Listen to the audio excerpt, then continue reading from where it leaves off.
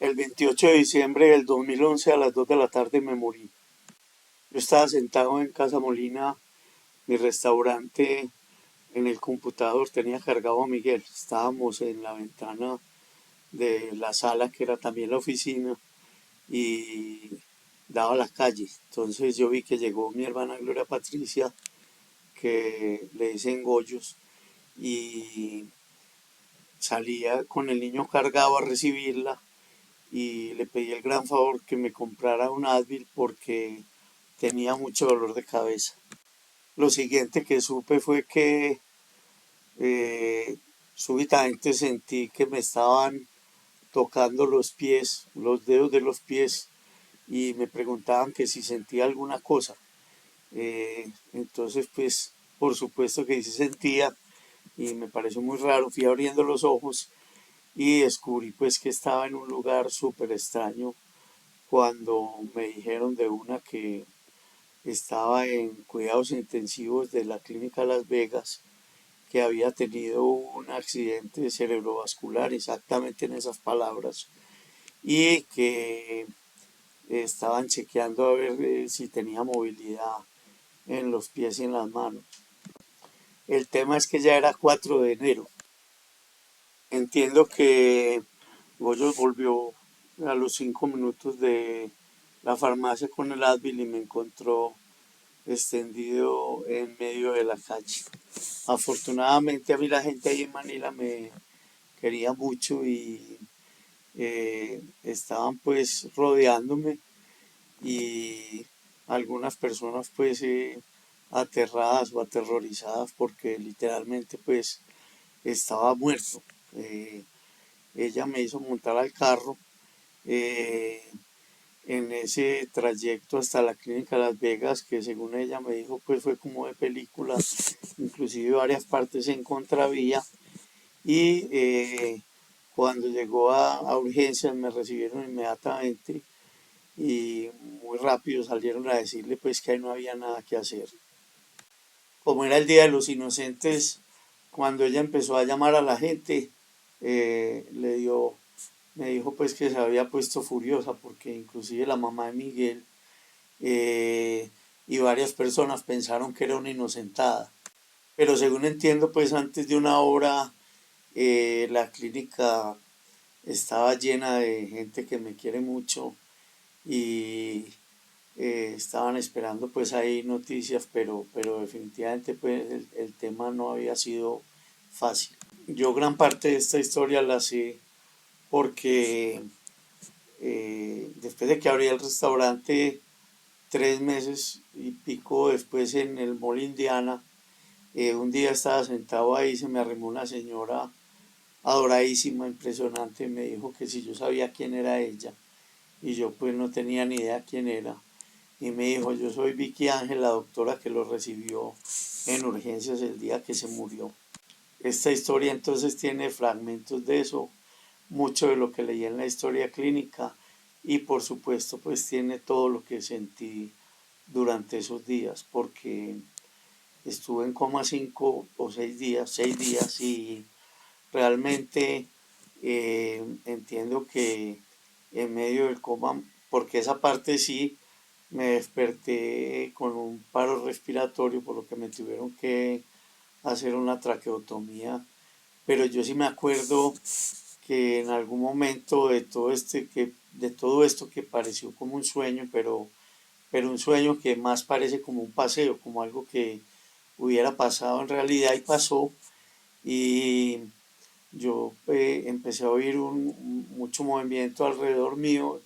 porque literalmente pues no podía respirar, y me di cuenta exactamente cuando llegaron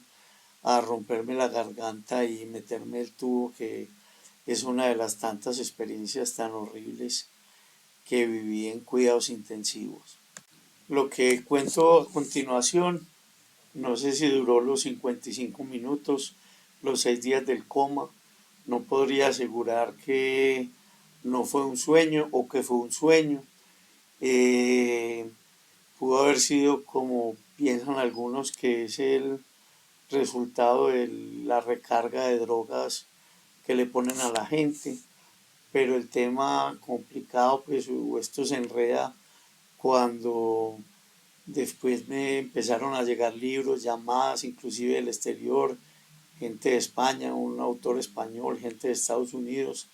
y de dos institutos a preguntarme, pues, y a que les mandara información de lo que me pasó, porque lo que a mí me pasó se llama una ECM, una experiencia cercana a la muerte, y realmente pues se considera una ECM ese suceso en que las personas pues se mueren y por algún motivo regresan a la vida. Entonces no sé si lo que voy a contar duró los 6 días del coma, duró 10 minutos, 5 minutos o casi los 50 minutos que estuve eh, prácticamente sin signos vitales conectado. En todo caso, yo he sido una persona, yo tengo un tema pues muy cercano a una condición que no es una enfermedad, que se llama hipertimesia y es una capacidad o una memoria muy particular porque yo me acuerdo perfectamente de cuando estaba en la cuna. Yo le hablaba a mi mamá de muchos sucesos que pasaron en mi vida cuando tenía 1 o 2 años. Entonces, y esa hipertimesia es algo en lo que a veces se puede mezclar un poquito los sueños y la fantasía con la realidad. Entonces, pues, lo que me pasó parece como una película de ficción, pero lo curioso es que tal como está registrado desde la Edad Media en muchos documentos que registraron pues la misma situación, y digamos la similitud entre lo que le ha pasado a todas las personas es impresionante, y por supuesto pues que ya se imaginarán que empieza con el túnel y la luz, porque yo vi el túnel y vi la luz. Resulta que yo estaba, eh, parecía un sueño, en una oscuridad muy particular, pero absolutamente particular. Era un negro eh, muy raro porque era como en varias dimensiones, pero era absolutamente oscuro. Y de un momento a otro empecé a sentir eh, que en el extremo superior izquierdo apareció un brillito, como decir una estrellita o un lucero de esos que brilla así como con movimiento. Y yo súbitamente empecé a flotar hacia ahí. Pero fue muy particular pues y muy definido porque es absolutamente claro lo del túnel y la luz. En la medida que iba flotando, porque yo iba literalmente flotando, y pareciera que me estuviera acercando a la luz porque cada vez veía la luz mucho más grande hasta un punto en que ya la luz ocupó todo el espacio del túnel, y exactamente en ese momento sentí unas voces que me decían, no sé cuál primero, Álvaro José, ¿tú qué estás haciendo aquí? Yo lo primero que pensé en ese momento, y todavía me da risa cuando me acuerdo, porque es que yo me acuerdo demasiado bien de todo lo que pasó, es que yo dije, ay Dios mío, yo me morí, me muñequé, yo no sé por qué pensé en esa palabra, pero básicamente pues yo me morí, y los que me hablaban y los únicos que me dicen o me decían, y a los únicos que les permito que me digan así, Álvaro José, era mi papá y mi mamá. Entonces, inmediatamente me dijeron Álvaro José. Me pareció muy raro pues que estuviera hablando con ellos, porque mi papá se había muerto hacía unos meses, eh, y mi mamá se había muerto 2 años y 4 o 5 meses antes. Mi mamá se murió el año en que nació Miguel. Miguel nació el 3 de diciembre, mi mamá se murió el 8 de julio. Entonces sí me pareció muy raro pues estar ahí hablando con ellos, y empezamos una conversación que duró bastante tiempo, en la cual pues lo primero que me dijeron era que estaban muy bien, que donde estaban estaba muy bien, que le contara a la gente que ellos estaban súper bien. Y empezamos a hablar de muchas cosas. Empezamos a hablar de historias de mi infancia, de mi adolescencia, historias de mi trabajo. Hablamos de Casa Molina.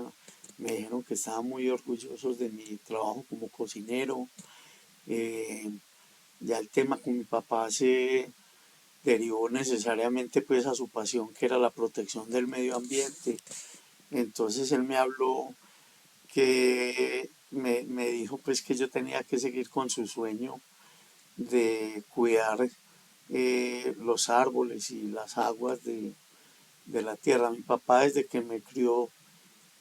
todo el día me repetía: Álvaro José. Él era como de frases célebres que a mí no se me borraron nunca y que todo el día las aplico. Me decía: mi hijo, uno, o Masa, él me decía: Masa, Masa, uno trabaja toda una vida, pero en un momento tiene que dedicarse a devolverle a la sociedad y a su patria, porque él decía que él tenía tres amores: Dios y la patria. Mi papá fue muchos años presidente suramericana de seguros y le tocó pues todo ese momento de la creación de lo que se llamó el grupo empresarial antioqueño, pero fue muy buen amigo y demasiado buen papá. Solamente me acuerdo pues de algún regañito, pero fue muchos malos que yo le pegué a él, qué pecado. En todo caso, yo con él me la pasaba recorriendo los ríos de Antioquia y nos pasábamos pescando. A él le debo prácticamente todo el amor, y a mi mamá por la cocina y por la comida, porque mi papá me repetía cuando, desde que me sacaba a pescar, que yo tenía 2 años, y me repetía: más a uno trabaja para poder comer foie gras con trufas del Perigord. Pero esa es otra historia que contaré en otro capítulo de este podcast que estoy empezando. En todo caso, esa conversación con mi papá y mi mamá fue muy larga. Eh, Hablamos de un montón de cosas que fueron muy particulares porque ocurrieron hace muchos años antes. Y finalmente empezamos como a movernos en ese espacio en que ellos estaban, y me dijeron que yo no tenía por qué estar ahí, que yo me tenía que devolver. Entonces, ya esto es una cosa pues curiosa.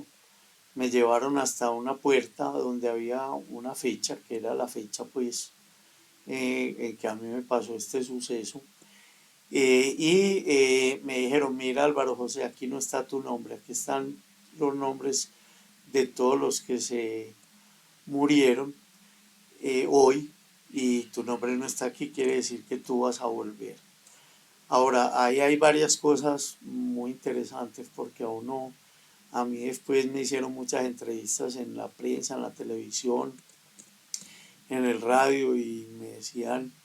pues me preguntaban varias cosas: que si yo me veía. No, jamás me vi. Que si yo hablé con Dios, porque esa es la parte que sigue a continuación. Darío Arizmendi me preguntó en una entrevista en Caracol Internacional que si el personaje que yo había visto era Dios, y yo le dije: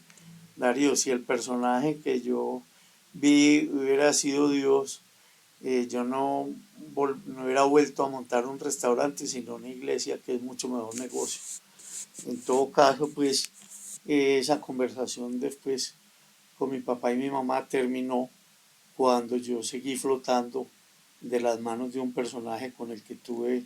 la siguiente parte de este sueño, o este viaje, o esta experiencia, o, o esa cosa que me pasó, que para mí pues la verdad en su momento me marcó, pero yo ni pienso en eso, ni me da miedo, ni me acuerdo.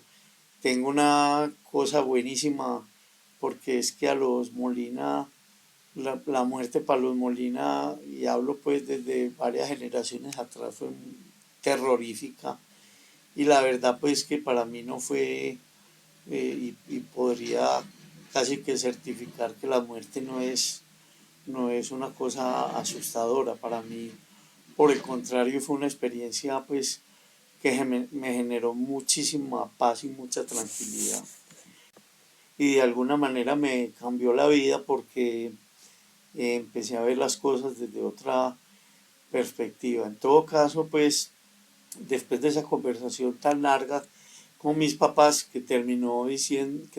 diciéndome: Álvaro José, devuélvete tranquilo, tú vas a estar muy bien, eh, tú tienes todavía mucho que hacer por la vida, por tu trabajo. Entonces yo me despedí y listo. Ahora, ahí hay un punto en que es la mayor duda de la gente que está oyendo esto, y repito, es que si uno se da cuenta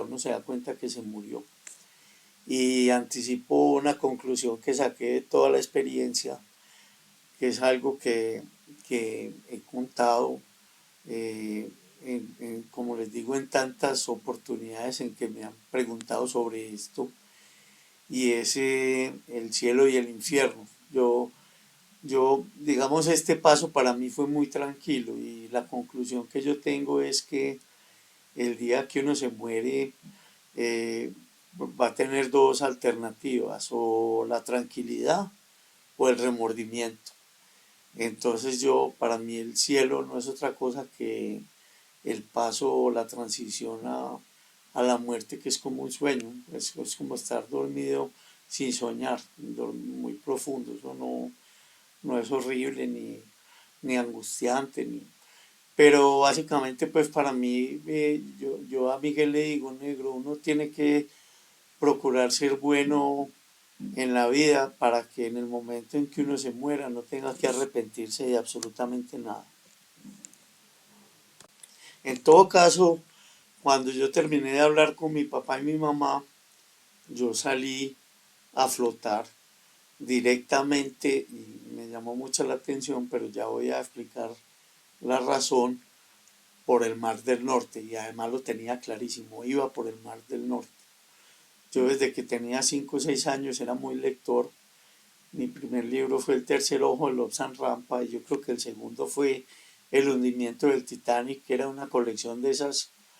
que tenían las familias antes, de libros que tenían como bordes dorados las hojas, y las portadas, pues, o la portada, la contraportada, eran como en unos cueros, yo no sé, pues, pero se veía muy elegantes. Y yo me leería El hundimiento del Titanic, y inclusive pues me impactó porque correspondía mucho la noche del Titanic a mi cumpleaños, que es el 15 de abril. Entonces yo tenía muy claro, pues seguramente todas las interpretaciones que uno hace en este camino durante esa experiencia cercana a la muerte,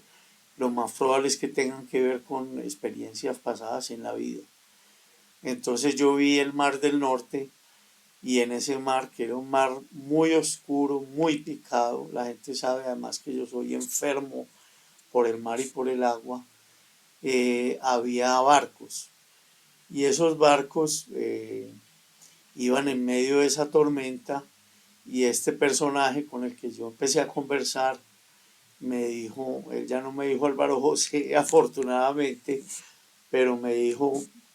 mira, esos barcos son los seres humanos, y cada ser humano tiene una misión, que es llegar a puerto, pero tristemente no todos llegan a puerto. Empezamos a hablar de muchas cosas y llegamos a un desierto. Una de las imágenes más horribles que tengo yo grabadas en mi memoria, que como les digo es mucha, es un desierto que yo vi yendo hacia las líneas de Nazca en Perú, en el cual había casas construidas, entiendo que por la misma arena del desierto. Entonces era un paisaje monocromático muy triste, porque se veía que era un barrio, pues un pueblito muy pobre, y a mí me quedó marcado como esa visión de eso. Inclusive he tratado de buscarlo muchas veces por internet, eh, pero y sí he visto pues algunos de esos pueblos del desierto como en esa monocromía. Entonces, pero en este desierto, en vez de casas, había unos árboles, como unos troncos negros, de esos que uno ve en las películas de terror, con chuzos. Y en esos chuzos, pues atrepados en esos árboles, había gente lamentándose. Y curiosamente, eso no lo voy a contar, solamente identifiqué a una persona, no más, ahí colgada. Entre otras cosas no se ha muerto, por eso no puedo decir quién es. Pero estaban ahí esas personas y debajo había unos perros igualitos que creo que son Rottweiler a los de la película La Profecía, que era una película que yo vi cuando tenía como 12 años y me dio tan duro que salí directo para unas urgencias, a ponerme buscapina porque me dio una gastritis brutal yo creo que de la ansiedad y los nervios pues de semejante película tan miedosa. Entonces, yo vi a esa gente ahí lamentándose y sí, pero la verdad pues en ningún momento este personaje me dijo que es el infierno, nada, nada. Es una conclusión que saqué después, pero tiene mucho que ver como con ese remordimiento. Este personaje, eso yo después lo conté y no le cayó muy bien a mucha gente, pero digamos en esa conversación yo tengo un pasado, que es como muy contradictorio, porque tuve, digamos, la fortuna o el infortunio, la vida mía ha sido de balanzas, de estudiar en el Colegio San Ignacio. Por el lado del Colegio San Ignacio, súper bien, pero el tema es que viendo desde este momento de la vida hacia atrás, me parece fatal haber estudiado con los padres jesuitas. Y la verdad, pues, algún día contaré las experiencias tan malucas que viví, en el colegio. En todo caso, está la parte que no le ha gustado a mucha gente, porque inclusive yo fui a una capilla por aquí muy cerquita de mi casa que me invitó un padre a hablarle a, a personas de bastante edad que querían oír la experiencia de la muerte. Eh, entonces, en todo caso, este personaje me dijo a mi vea, y me acuerdo perfectamente, me dijo, para mí es lo mismo, para la vida que usted haya sido un pastor de ovejas, que haya sido un presidente o que haya sido un sacerdote. Lo único que se le pide al hombre para cumplir su misión es que procure ser un buen ser humano. Ahora no, yo mismo pues sería muy curioso, muy subjetivo que yo mismo me califique de un buen ser humano porque estoy seguro que tengo una lista larga de pecados veniales y seguramente mortales, y por supuesto estoy pues más que alejado de la perfección, pero la verdad es que esta lección sí me quedó que uno debe procurar ante todo ser un buen ser humano. Y no es tan difícil, simplemente es un tema que tiene que ver con las cosas que le inculcan a uno cuando está chiquito, que hay que ser honesto pero sobre todo tratar bien a las demás personas. Ahí es donde seguramente pues yo en los impulsos, ímpetus de la juventud y empezando a trabajar y empezando la vida cuando uno es tan acelerado, seguramente pues le hice daño a muchas personas, pero la verdad pues, esos los tengo entre los pecados veniales porque no pasaron a ser de ser momentos de ira intensa. Ahora yo digo, le digo a los colegas de los restaurantes que uno ya, después de haber tenido restaurantes, ya pasó por el purgatorio. Entonces, ya seguramente lo que sigue de ahí es el cielo, pues porque nos vamos a santificar. En todo caso, después de que yo vi esos árboles sin hojas y esos personajes ahí lamentándose, lo que siguió fue muy curioso porque llegué fue a un paisaje del cielo muy azul. La gente sabe que yo soy pescador y era el cielo con el color azul de cuando los pescados están picando, que es un azul más intenso. Y en medio de ese cielo azul había un montón nubes como que parecían motas de algodón, pero igual pues seguramente eso,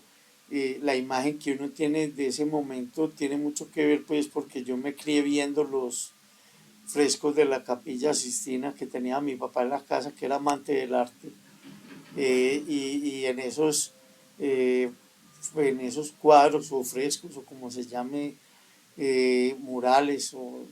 están los famosos querubines o los ángeles, y realmente pues yo sí vi un montón de nubes blancas, nubes muy bonitas, muy delimitadas, con una forma pues, como les digo, en forma de algodón, y entre esas nubes había unos personajes simpaticísimos que se veía que estaban pasando muy bueno, pero realmente pues digamos que como que por ahí todo se va terminando y se interrumpe cuando a mí me preguntan que si estoy sintiendo los dedos de los pies. La historia que viene ya tiene mucho que ver, aburrida pues o pragmática, que es lo que pasa cuando uno está en cuidados intensivos. Entonces pues yo me acuerdo que yo cuando ya estaba despierto me di cuenta que estaba con tubos en la nariz, en la boca y en la garganta. Y en la garganta, y lo primero que traté de hacer fue quitarme todos esos tubos, porque yo veía que al lado de la cama, si yo no estoy mal, en cuidados intensivos de Las Vegas en ese momento había 6 camas, en las cuales casi siempre había gente, pero salían y entraban con frecuencia. Inclusive tengo muy claro que en varias oportunidades salieron con la sábana encima, como en las películas que uno ve que le ponen a uno la sábana para taparle la cara. Eh, pero básicamente pues yo cuando me sentí ahí me sentí absolutamente incómodo, atrapado con toda esa tubería, y yo sé que muchas veces traté de quitarme esos tubos. El tema era que yo cuando me iba a sentar, eh, sería por la gravedad o por la ley de la gravedad o por la gravedad en que estaba, que me iba de para atrás, pero inmediatamente todas esas cosas empezaban a pitar porque yo también tenía como cosas en el dedo, en el pecho, ahí como en la coyuntura pues del codo, en las venas de la mano. Yo estaba pues conectado así igualito que en las películas, y yo me empezaba a quitar todo eso y todos esos aparatos empezaban a sonar, y ahí mismo llegaban las enfermeras pues aterrorizadas a volverme a conectar de todo eso, tanto que después de la segunda o tercera vez a mí me tuvieron que amarrar de la cama. Pero en una de esas no se me olvida una niña muy linda, que aquí voy a hablar de la otra parte tremenda. eh, Se me sentó y lloraba y decía, ay, por favor, no se quite eso, mire que para nosotros entubarlo es una cosa muy difícil. Y la verdad, de las peores cosas que le puede pasar a uno es que lo entuben, porque uno siente cuando los tubos van entrando por la garganta y van pasando como al pecho, y las sensaciones de las cosas más desagradables que pueda sentir un ser humano. En todo caso, yo juraba que yo me desconectaba porque yo tenía todo planeado, ya había visto dónde había colgados delantales de los médicos o de las enfermeras, y yo dije, no, yo me levanto de aquí, me pongo una bata de esas y un uniforme de esos y salgo, porque muy cerquita de la cama había una puerta. Solamente varios días después, cuando estaba contando ese cuento, me dijeron que cuidados intensivos quedaba en el sexto piso. Entonces, porque era que yo juraba que al salir por ahí me iba a encontrar un taxi que me iba a traer a la casa. En todo caso, varios días después de estar ahí en cuidados intensivos, ya digámoslo así consciente, pero muy drogado, porque pues me tenían con demasiados sedantes, eh, me anunciaron que iba a pasar a cuidados especiales. Eso para mí pues fue ya un premio inmenso, porque Por un lado, ya iba a terminar el tema de los pañales, que es una cosa, el ser humano definitivamente para pasar por estas experiencias tiene que acumular muchísima dignidad, porque a mí me ponían una inyección dolorosísima en el estómago, que era como con una aguja de esas para vacunar vacas, y yo muy cerquita pues se me movía el estómago y me tenían que venir a cambiar los pañales. Eso es de los momentos más difíciles por los que puede pasar un ser humano adulto, pues porque es una situación, la verdad, por muy drogado que uno esté, siente una incomodidad brutal. En todo caso, cuando salí de cuidados intensivos y llegué a cuidados especiales, fuera de que ya no iba a tener pañal, me iba a poder lavar los dientes, porque estaba desesperado, pero sobre todo iba a poder tomar algo, porque durante todo ese tiempo que estuve en cuidados intensivos, solamente venían cuando yo ya me estaba muriendo la desesperación y me ponían un algodón con una gotica de agua en los labios como para humedecerme los labios. De resto, yo uno cuando está en esa situación, yo digo que ya pasó por el infierno porque la sed, yo toda la vida me he aguantado el hambre que sea, pero la sed sí es algo que me ha dado durísimo. Esa noche llegué a cuidados especiales y lo primero que quise hacer fue ducharme. Volvió otra vez otra enfermera a ducharme, pues no me pude librar de ese tema. Y lo más gracioso era que yo estaba como muy trabado. Y la verdad no me, ya no, hay algo muy importante, es que yo nunca sentí ningún dolor. El único dolor que sentía al final eran las muelas y los dientes por el tema de las mangueras de la entubada. Pero yo no sentía dolor de cabeza, yo no sentía ni fiebre, ni absolutamente ningún dolor, ni siquiera me sentía maluco. Me sentía pues absolutamente incómodo y aterrorizado de estar en cuidados intensivos. En todo caso, la niña me sentó en la ducha y me iba a bañar con una manguera, pero ella tuvo pues el ligero descuido de darme la manguera para que yo la tuviera mientras ella abría la ducha. Y lo que yo hice fue, en medio de esa traba que tenía tan maravillosa, bañar a la muchachita. Entonces la muchachita tuvo que salir corriendo del baño y volvió al momentico, pero cada vez que ella trataba de entrar a la ducha, yo la bañaba. Entonces ya lo siguiente fue que trajo un enfermero, eh, y ese sí, inmediatamente me quitó la ducha esa de manguera, me la quitó de la mano y ya volvió a entrar la niña pues y me pudo duchar. Esa misma noche mis hermanos pues, tuvieron pues la, la, la, el acierto de ponerme las enfermeras de mi papá. Mi papá duró los últimos 2 años de su vida después de que se murió mi mamá, sentado en una silla llorando con oxígeno y casi no hablaba, pero sí hablaba con las enfermeras, fumaba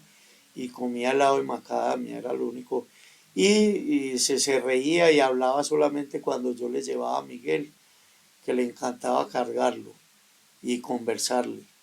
El día que Miguel se lo llevé a las 11 horas de nacido a mi papá, que ya era viudo, lo cargó así como en el Rey León y le dijo: mi hijo, quiero que seas feliz y le prestes un servicio a tu país. En todo caso, pues esa misma noche, después de la ducha tan maravillosa, me encontré con las enfermeras y me ofrecieron, no se me va a olvidar, un jugo de moras que después del foie gras con las trufas del Perigord que vine a probar en España trabajando, eh, que me hizo llorar de mucha emoción, ese jugo de moras fue lo más emocionante que me ha pasado a mí en la vida. Ya después de eso, de la etapa de cuidados especiales, que fue muy curioso porque ya me podían hacer visita, eh, Mauricio Chica, yo digo que a mí me llaman el mudo porque siempre me gusta conversar bastante, y Mauricio Chica me dijo un día: Molly, vos no es que hables mucho, sino que tener muchas cosas para contar. Entonces, lo de cuidados especiales fue muy curioso porque como yo no podía hablar con el tema de la traqueotomía, o hablaba pues, pero hablaba como muerto, entonces la gente me hablaba y yo le escribía en un cuaderno que todavía lo tengo, en el mismo que yo escribí todo este sueño y toda esta historia que les estoy contando. De ahí pasé a una habitación normal varios días. La verdad, pues gracias al seguro de Sur, alguien me dijo después, si usted ha tenido la EPS o lo atienden por Comeva, si lo hubieran dejado morir, pero gracias a Sura, pues y curiosamente, pues mi papá que trabajó ahí toda gran parte de su vida, la verdad pues es que a mí me trataron y salí pues airoso. En la historia clínica hay muchísimos médicos con los que estoy muy agradecido, eh, sobre todo pues con la doctora Vicky, el doctor Boris Pavón, que fue pues mi salvador porque él fue el que me hizo el procedimiento. Lo que a mí me dio, remato con eso toda esta historia, fue un aneurisma en una cosa que se llama la pica, de esas cosas que uno descubre pues que tiene cuando algo le pasa, que es como la entrada de una arteria o de una vena al cerebro. Entonces eso se me reventó en un aneurisma y toda esa sangre se me acumuló en el cerebro y en el cuello y el doctor Boris Pavón me sacó esa sangre pues por la pierna, entiendo, con un aparato y me salvó. Hay cosas ahí que son tesas porque cuando, según me dijeron a mí, pues cuando a él le preguntaron qué posibilidades, porque él salió a preguntar pues que si me desconectaban o y a él le preguntaron que qué posibilidades tenía, dijo que casi ninguna y que lo más probable era que después de ese accidente quedara parapléjico pues o con alguna limitación grande. Lo único con lo que yo quedé fue con una visquera, pues quedé viendo doble como 2 meses. Y porque la voz la vine a recuperar a los 2 o 3 días de llegar a la casa. Y la visquera a los 2 o 3 meses, gracias al doctor Guillermo Vélez y a sus ejercicios con el lápiz para el estrabismo, eh, a mí eso me quitó, pero además yo digo que en gran parte pues por la necesidad, porque ya llevaba mucho tiempo acostado y con el restaurante cerrado, pues la preocupación mía ya era muy distinta, pues que era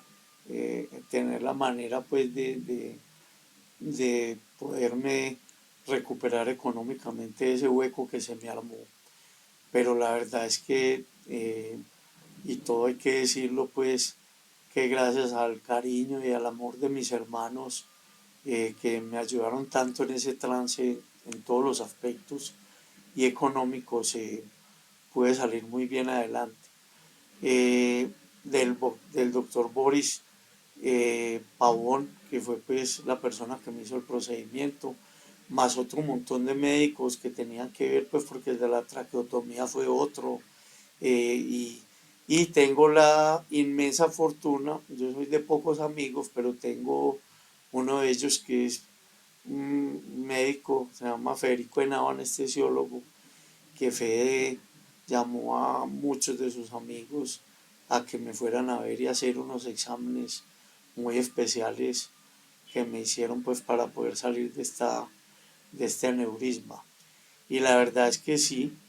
tengo mi visión de Dios, más del universo y de la naturaleza, más que una visión religiosa. Pero creo que si a mí me preguntan, ¿usted se da cuenta cuando se murió? Sí se da cuenta. Y si el cielo existe, pues existe ese paso a la muerte que puede que sea o traumático o sea tranquilo. Entonces, pues seguramente sí vale la pena procurar ser un buen ser humano.